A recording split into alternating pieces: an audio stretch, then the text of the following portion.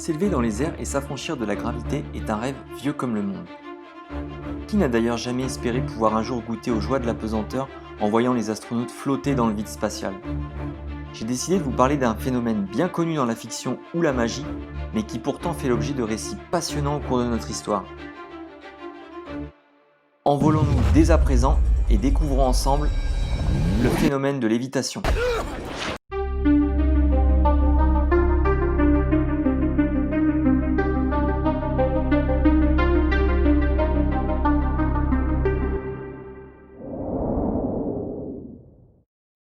Tout d'abord, commençons par nous rappeler une loi importante de la physique.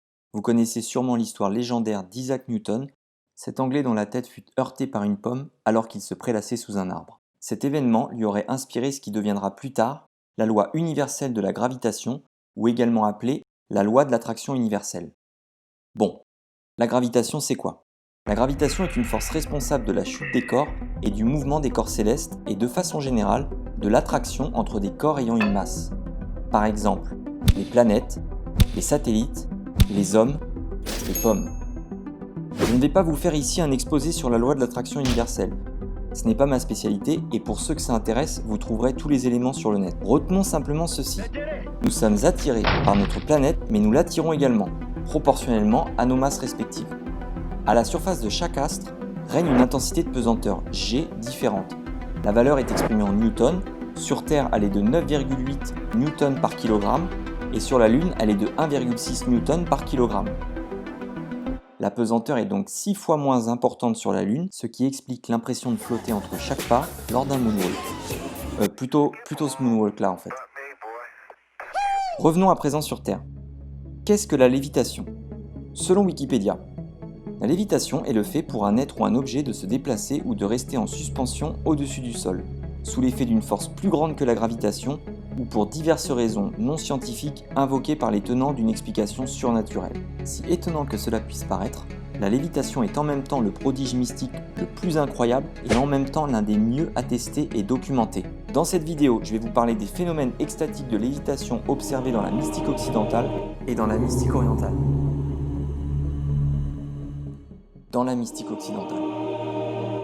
Sainte Thérèse d'Avila et Saint Jean de la Croix. Une des plus célèbres lévitations de Sainte Thérèse fut celle qui lui arriva en même temps que celle de Saint Jean de la Croix. Celui-ci vint lui rendre visite au couvent de l'Incarnation, et alors que Saint Jean de la Croix lui parlait de la Sainte Trinité, il s'éleva dans l'espace avec la chaise sur laquelle il était assis. Aussitôt Thérèse, qui était agenouillée, fut également soulevée du sol. La double lévitation causa l'étonnement, la stupéfaction générale.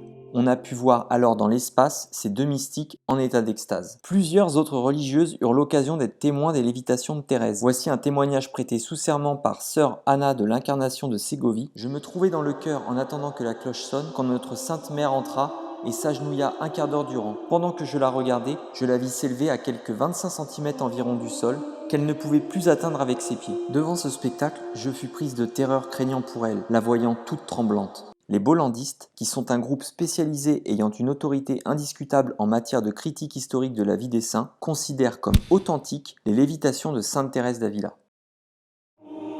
Joseph de Cupertino était surnommé le moine volant. Né dans la province de Lecce, dans le talon de la botte italienne, comme la plupart des grands mystiques, il montre des penchants très précoces pour la vie religieuse. Enfant, il passe des jours et des nuits dans l'immobilité la plus complète, en prière. Vers l'âge de 8 ans, survient sa première extase. Comme beaucoup de mystiques, il se livre à des austérités effrayantes, tant et si bien que lorsqu'il rentre chez les Capucins en 1620, il est tellement faible et incapable de faire la moindre tâche qu'au bout de 8 mois, on le met à la porte. Il parvient à se faire accepter dans un couvent de Grottella, près de Cupertino, pour être finalement ordonné prêtre le 28 mars 1628. On le présenta un jour au pape Urbain VIII, connu pour sa culture et son scepticisme. Ainsi quel ne fut pas son embarras lorsque le frère Joseph, agenouillé devant lui pour lui baiser dévotement le pied, fut soudain saisi par l'extase et s'éleva dans les airs en poussant son cri habituel. Il resta dans les airs sous le regard ahuri du pape, qui déclarera tout sceptique qu'il était que si Joseph mourait avant lui, il viendrait lui-même attester de ce prodige lors de sa canonisation. Le pape dira même que le frère Joseph a accompli sous ses yeux un exploit contraire aux lois de la nature. Quelques années plus tard se produisit l'un des épisodes les plus remarquables de la vie du moine. Alors qu'au retour de Rome, il retrouvait avec joie la chère basilique noire de monde où repose le corps de saint François, en levant les yeux vers une image de la Vierge Marie, il poussera alors son cri habituel s'élèvera dans les airs et parcourra les 18 mètres qu'il séparait de l'image. Cet événement se produisit devant une foule considérable, dont de nombreux notables de la ville. Les épisodes de lévitation de ce moine sont pléthores et très bien documentés. Cupertino se serait élevé 70 fois dans les airs. Dans la mystique orientale. La lévitation est un procédé de Hatha Yoga par l'intermédiaire duquel le yogi accomplit le fait extraordinaire qui consiste à s'élever par le seul pouvoir de la volonté et de se maintenir suspendu en l'air sans aucune aide visible extérieure. Les cas de lévitation ne sont pas rares dans l'Inde et le Tibet. Dans ce dernier pays, l'élève Hatha Yoga est obligé de pratiquer la lévitation quelques moments chaque matin. On dit aussi que les yogis qui savent qu'ils sont de la pure conscience, Atman, ne seront jamais soumis aux lois de l'espace et du temps. On dit aussi qu'un adepte de yoga, en contemplant le chakra Anahata et en le maîtrisant, peut atteindre la maîtrise de l'air. La description d'un cas de lévitation réelle d'un yogi est donnée dans 5 années de théosophie, ainsi que dans le Saturday Magazine de la même année. Il y a quelques années, un yogi du nom de Sichal, étant à Madras, avait élevé son asana dans l'air. Son corps tout entier était assis dans l'air, sa main droite seulement touchait légèrement la peau d'un daim roulé en forme de tube. Dans cette position, le yogi se livrait à son japa, ses yeux à demi clos. Le yogi avait l'habitude de répéter ses incantations mystiques dans cette position pendant plusieurs heures durant. Alexandra David-Néel, grande tibétologue française, a raconté comment elle avait assisté à la course d'un lama tibétain. L'homme ne courait pas, il semblait être soulevé, être emporté par des bonds successifs. Il paraissait aussi élastique qu'une balle et il rebondissait chaque fois que ses pieds touchaient le sol. Ses pas avaient la régularité d'un pendule. Ce lama était censé avoir parcouru ainsi des centaines de kilomètres. Il gardait toujours les yeux fixés sur un point très éloigné.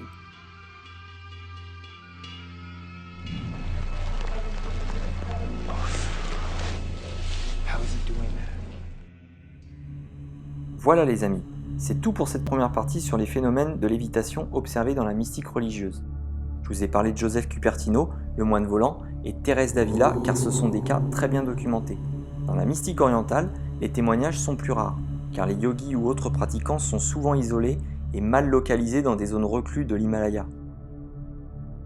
Dans la prochaine vidéo, sur les phénomènes de lévitation, je traiterai de cas plus récents et que l'on pourrait classer dans la catégorie des médiums. Je vous parlerai par exemple de Stanton Moses et de Daniel Douglas Hume, qui avaient tous deux la particularité, entre autres, de s'envoler devant leurs convives. Je vous parlerai aussi de l'analyse a posteriori que l'on peut faire sur toutes ces histoires. Bien qu'il semble impossible de s'affranchir des lois de la physique, on relate bien pourtant ces phénomènes. N'oublions pas, comme le disait Nikola Tesla, que le jour où la science commencera à étudier les phénomènes non physiques, elle fera plus de progrès en une décennie que dans tous les siècles précédant son existence. Tout n'étant qu'énergie et vibration, certains hauts initiés auraient-ils évolué au point de se déjouer de cette illusion que les hindous appellent Maya. Merci à tous d'avoir regardé cette vidéo et si vous n'êtes pas encore abonné, vous pouvez cliquer ici. N'hésitez pas à commenter, liker et ainsi m'apporter votre soutien. A bientôt pour la seconde partie et en attendant, gardez l'esprit ouvert car la vérité est alternative.